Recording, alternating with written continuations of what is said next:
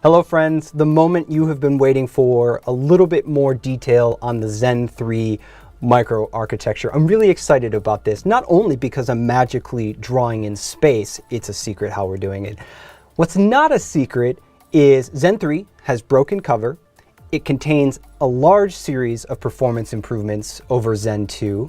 Some of them you can only talk about, but some of them we can actually draw. And that's what we're going to do. We're going to show you the major difference between Zen 2 and Zen 3 on a physical layout perspective.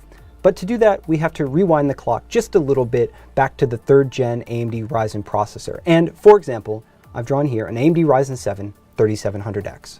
It has one compute die with 8 cores, and it has one I/O die that handles PCI Express, SATA, USB. And all the 3rd gen Ryzen processors kind of look like this, with 1 or 2 dies. But have you thought a whole lot about how that compute die is actually laid out? It matters. So let's zoom in. That's what we're going to do. So we're going to draw an arrow over here, and we're going to blow it up into a larger size. And what you'll find in the middle is L3 cache. There's 32 megs, so we'll just put a little 32s. Hard to write small with a marker like this, but 32 megs of L3 cache, and then also 4 cores on each side. So you've got 32 megs of L3 cache and 8 total CPU cores. And that is how we are laid out today in a Zen 2 microprocessor. So let's put Zen 3 on the board, and it looks a little bit different.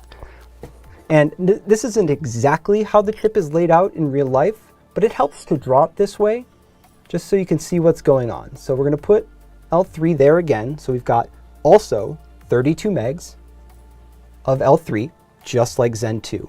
But here is the big difference, how the cores are laid out.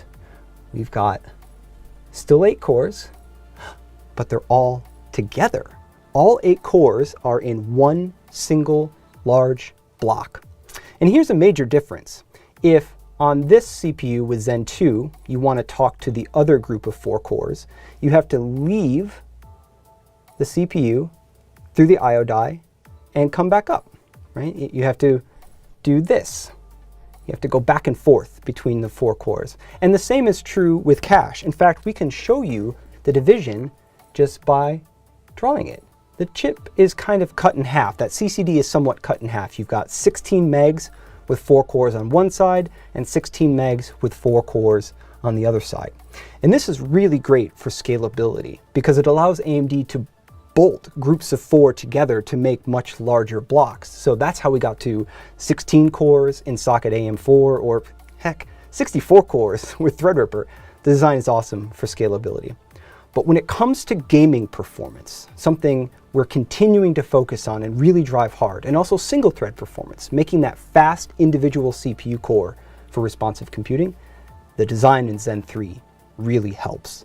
Having all of those cores together eliminates some communication penalties of leaving one group to go to the other. It also has the practical effect of doubling the cache that every core has access to directly. So on Zen 2, each group of 4 has direct access to 16 megs, but on Zen 3, direct access to 32. So let's put it together. You've got all 8 cores that can all talk to one another directly, and you've got 32 megs of cache where all the cores can talk directly to that too. So that's a lot more synchronicity in the design, a lot lower latency in the design, and that is a design goal that games really love. I think you're going to be really impressed by the gaming performance that the Zen 3 architecture can turn out. Oftentimes it's difficult to talk about architectural changes in a diagram. Some of them are a little new connection from point A to point B, and that doesn't show up well in a picture. But this one does. This is a major design change coming into Zen 3, bringing 8 cores and 32 megs of cache together in one large block. So one more thing, I want to connect it back to the CPU you may eventually buy, the Zen 3 based CPU. So what if we put this die in this design? Well, it would actually look exactly the same. It's the same layout on the chip, but instead of having to come down and back up for one half of the die to talk to the other, now it's just a direct connection back and forth. And if you wanted to add a second die, like we do with the AMD Ryzen 9 3900X or 3950X, well, that's fairly straightforward as well.